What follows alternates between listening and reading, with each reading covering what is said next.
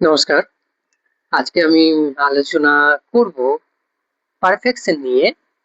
আমি বই পড়ছিলাম। আ পারফেকশন নিয়ে একটি বই আছে। The the trap of perfection না এইরকম একটা কিছু একটা আছে, আমার খেয়াল পড়ছে না। তো ওই বইটাতে পারফেকশন নিয়ে লেখা ছিল।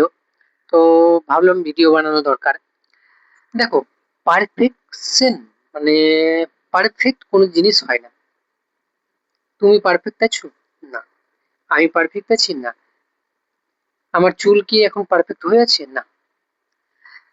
কোনো কিছু পারফেক্ট হয় না। আমার কি ভিডিওর ব্যাকগ্রাউন্ড পারফেক্ট হয়ে আছে? ওপরে উপরে কালার নেই, নিচে এরকম। তো কোনো কিছু পারফেক্ট হয় না, কিন্তু করতে তো হবে, বলো। তো বইটিতে বলা হয়েছে পারফেকশনের পিছনে যদি ভাগলে মাথা ব্যথা আর অনেক অসুবিধা হবে, মানে প্রচুর অসুবিধা হবে পারফেকশনের পিছনে ভাগলে। মানে কোনো জিনিস পারফেক্ট করতে চাইলে অনেক অসুবিধাই হবে। তুমি শুধু পারফেক্ট করার চেষ্টায় তোমার মেন্টাল হেলথে ধাজিয়া উড়ে যাবে। তাই জন্য আহ পারফেক্ট বলে কোনো জিনিস হয় না। লাইফে কোনো কিছু পারফেক্ট নয়। তাই জন্য পারফেকশনের পিছনে ভেগো না।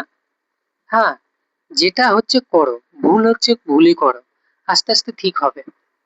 হ্যাঁ, এটাই বোঝানো হয়েছে। এটা আমার জ্ঞান না, বইয়ের জ্ঞান।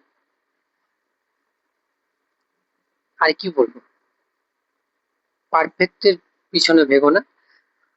কনসিস্টেন্সি ভাবে চালিয়ে যাও। যে কোনো কাজ করছো, ভুল হবেই, ভুল তো হবে।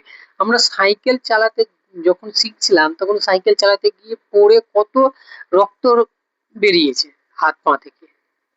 এই নয় যে আমরা গিয়ে একদম পারফেক্ট ভাবে একদম সাইকেল চালাতে শিখে গেছি।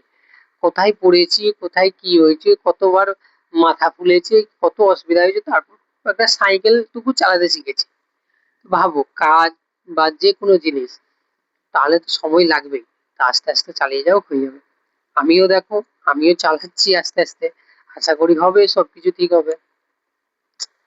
ধন্যবাদ।